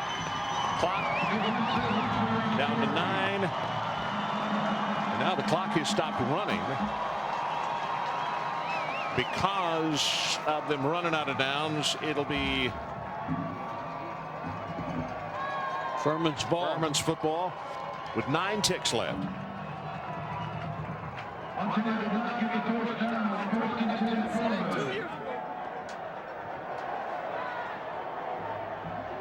A reminder coming up next on ESPN, a Sports Center in-game update with Pam Ward, followed by college basketball, Maryland and Oklahoma. That's at the top of the hour. Well, he just got the ice bath. And we wish Bobby Johnson, if he does take the Vanderbilt job, we wish him the best, and his staff, whoever gets that job. Furman will be good again next year. Guys like Reinhardt are back here. Napier is back. Napier rolls the pocket. Now he's going to heave it as far as he can downfield. It is tipped, and it is caught by Thomas. And Thomas is going to take it to the end zone for a touchdown. As the clock has run out. Spoils the upset, but it still is enough for the championship.